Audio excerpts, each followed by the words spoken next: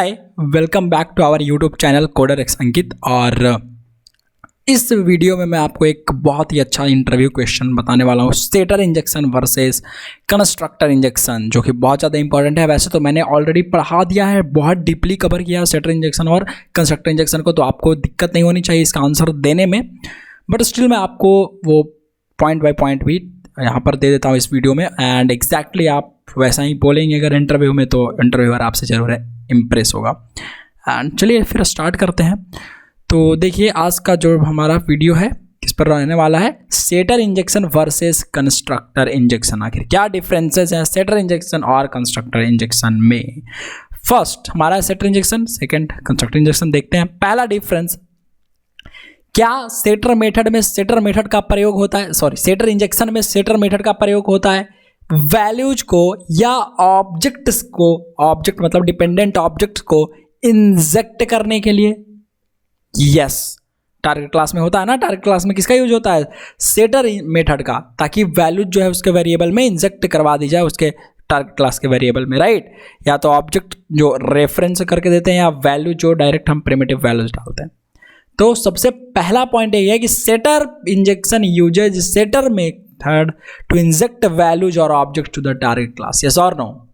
Now in the constructor injection uses parameter constructor to instantiate target class and also to inject values to target class.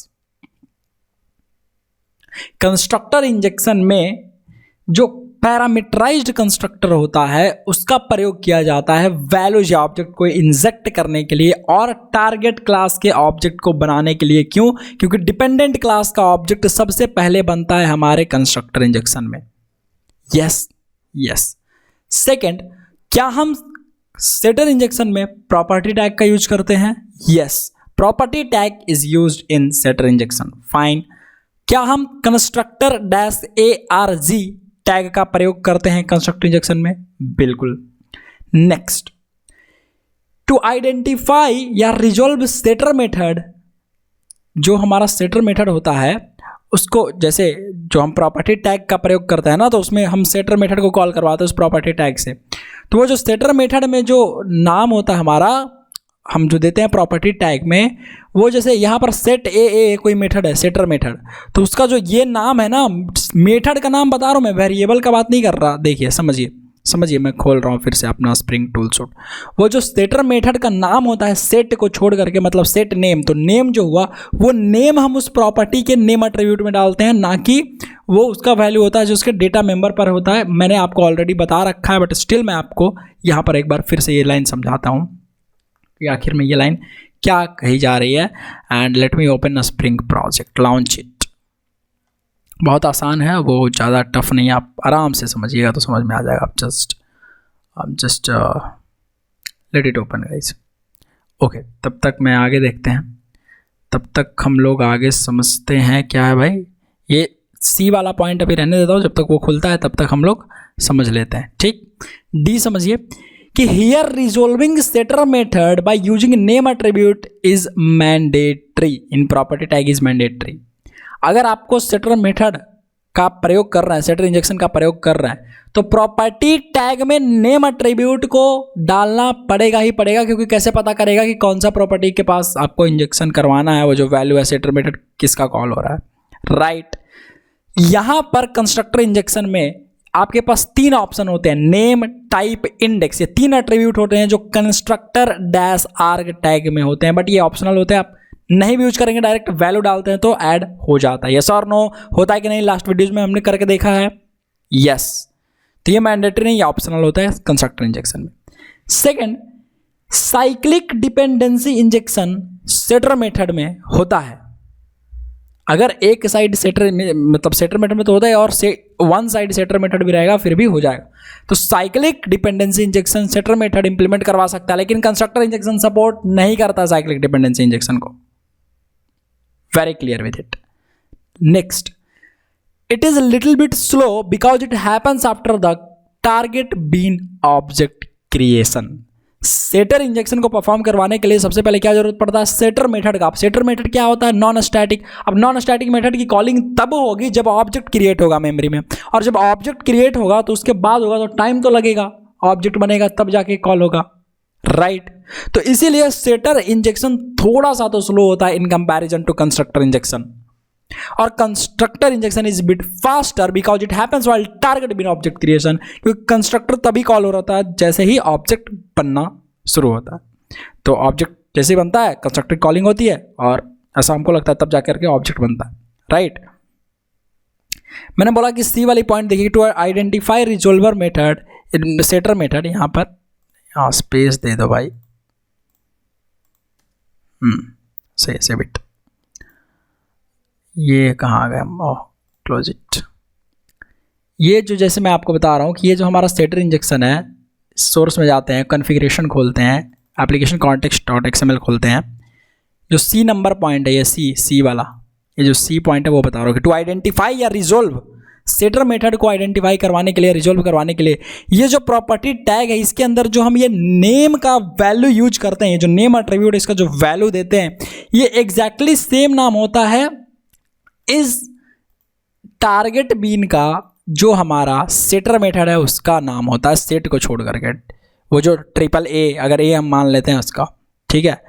तो for example इसको just खोलने देते हैं, ये जो हमारा है, कहाँ गया भाई, नीचे आइए, ये वाला जो नाम होता है ना, ये नाम होता है, क्या समझे, ये वाला नाम होता है, ना कि ये नाम होता है। आप बोलेंगे कि ये कैपिटल डी है यहाँ पर, वहाँ पर डी है, कैसे, तो वो ले लेगा दोनों। देखिए कैसे, मैं अगर यहाँ पर एक काम करूँ, इसको रन करवाता हूँ आपको आपकी तसल्ली के लिए, ठीक है। राइट क्लिक करके मैं रन एज जावा एप्लीकेशन कर देता हूँ, ग्रेट यार, सी, आप देखो आराम से, अभी हमारा सेटर इंजेक्शन जो है रन कर रहा है, मैसेज जनरेटर, वेरी ग्रेट, कोई दिक्कत वाली बात तो है नहीं। अगर मैं यहाँ पर एप्लीकेशन context.xml में कैपिटल डी कर दूँ, क्योंकि उसका क्या नाम है, कैपिटल डी है ना, मैसेज जनरेटर में जाइए और यहाँ देखिए सेट ट्रिपल ए, अगर ट्रिपल ए हम इसको बोल रहे हैं तो ये जो आपका मेथड है इसका नाम होता है ये वाला, सेट को छोड़ करके दूसरा। मैंने किया डेट, ठीक है, डेट मैंने कर दिया, सेव करते हैं और सब कुछ करते हैं। अब देखिए यहाँ से जो आपका नेम होगा ये कैपिटल डी किया है, लेकिन यहाँ पर आप देख सकते हैं कि ये जो डी है ये स्मॉल है ना। तो अब देखो मैं रन करता हूँ इस myapp.java को, है ना, रन इट यार, अगेन इट विल रन। तो ये होता है भैया सेटर इंजेक्शन में जब रिजॉल्व करते हैं तो आप काम कर रहा है हमारा सेटर इंजेक्शन, ग्रेट। और कंस्ट्रक्टर इंजेक्शन में जब भी हम काम करते हैं तो इसके ठीक अपोजिट ये सब वैल्यूज डालना ऑप्शनल होते हैं, क्योंकि कंस्ट्रक्टर इंजेक्शन में हम 3 तरह से एट्रीब्यूट्स के वैल्यू डाल सकते हैं, इंडेक्स, नेम और ऐसे करके रिजोल्व करवा सकते हैं, जो मैंने आपको बताया कि how to resolve constructor arguments, वो मैंने आपको ऑलरेडी करके दिखा रखा है एक स्पेशल वीडियो में, है ना। ये वाली पॉइंट है। और फास्ट स्लो है, साइक्लिक डिपेंडेंसी तो मैंने बता ही दिया, सेटर करता है और कंस्ट्रक्टर नहीं करता, तो आप इसका स्क्रीनशॉट भी ले सकते हैं, कोई दिक्कत वाली बात है नहीं। नेक्स्ट मूव करते हैं जरा सेटर इंजेक्शन में कि आईओसी कंटेनर पहले टारगेट क्लास जो है इसमें उसका ऑब्जेक्ट बनाता है, फिर डिपेंडेंट क्लास का ऑब्जेक्ट बनाता है, ठीक है, सेटर इंजेक्शन। क्योंकि भाई सेटर इंजेक्शन में पहले टारगेट क्लास का ऑब्जेक्ट बनेगा तब ना वहाँ से उसको डिपेंडेंसी में सेटर मेथड की कॉलिंग होगी और तब डिपेंडेंसी इंजेक्ट होगा। जी हाँ, तो पहले टारगेट क्लास बाद में डिपेंडेंट क्लास, लेकिन कंस्ट्रक्टर इंजेक्शन में पहले डिपेंडेंट क्लास, क्योंकि कंस्ट्रक्टर की कॉलिंग होती है वहीं पर इंजेक्ट करना रहता है, तो कंस्ट्रक्टर के कॉल होने तक जब भी तो पहले डिपेंडेंट का ऑब्जेक्ट होना चाहिए तब ना वो कंस्ट्रक्टर के आर्गुमेंट में डालेगा, यस। तो कंस्ट्रक्टर इंजेक्शन में डिपेंडेंट क्लास का ऑब्जेक्ट पहले बनता है। Here IOC container creates dependent bean class object firstly, then target class object, yes और नो, यस। अब देखिए कब आपको चूज करना चाहिए कि आपको सेटर इंजेक्शन के साथ जाना चाहिए। तो आप जब भी आप चाहें कि नंबर ऑफ जो प्रॉपर्टीज है बीन्स का, जो नंबर ऑफ बीन्स प्रॉपर्टी जब मान लीजिए 10 है तो मुझे अपने हिसाब से डालना है, कभी 3 डाला, कभी 2 डाला, कभी 4 डाला, कभी 10 डाल दिया, तो setter injection is best choice. और अगर आप फिक्स्ड रखना चाहते हैं कि इतना वैल्यू तो डालना ही है, तब कंस्ट्रक्टर इंजेक्शन के पास जा सकते हैं, यस, समझ गए। ये एक अंतर और है। To inject our choice number of bin properties through setter injection, we need to create n setter methods for n number of properties. मुझे अगर खुद के हिसाब से प्रॉपर्टीज डालनी है वैल्यू, मान लीजिए 10 प्रॉपर्टीज है तो मुझे 10 सेटर मेथड चाहिए मैक्सिमम। लेकिन अगर मुझे खुद के चॉइस से खुद नंबर ऑफ चॉइसेस डालने हैं कंस्ट्रक्टर इंजेक्शन में जो प्रॉपर्टीज की वैल्यू है और कंस्ट्रक्टर इंजेक्शन को फॉलो करवाते हुए करना है, तो मुझे n फैक्टोरियल उस बीन प्रॉपर्टी अगर n है तो n फैक्टोरियल जो कि बहुत, अगर 10 है तो कितना लाख में पहुंच जाएगा आप समझ सकते हैं। n फैक्टोरियल ओवरलोड करना पड़ेगा कंस्ट्रक्टर को, तो ये बहुत मुश्किल है। ठीक है, तो ये एक अंतर है। नेक्स्ट कि here IOC container uses 0 parameter constructor to create object of spring bean class.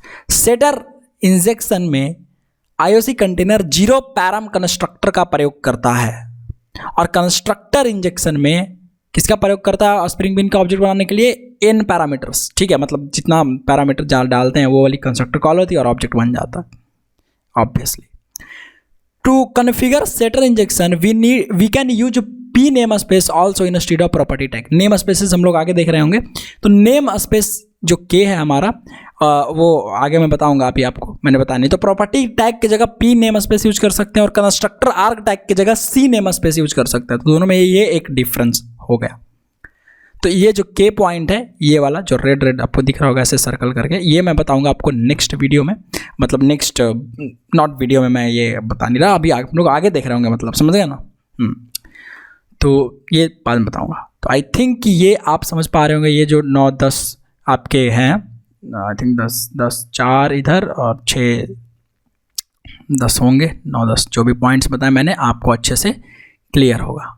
Right, already मैंने उतना कुछ डिस्कस कर दिया तो समझने में कोई दिक्कत नहीं होगी, राइट ना। और ये इंटरव्यू में बहुत इंपॉर्टेंट क्वेश्चन है, बहुत कॉमन क्वेश्चन है, बहुत लोग पूछते थे।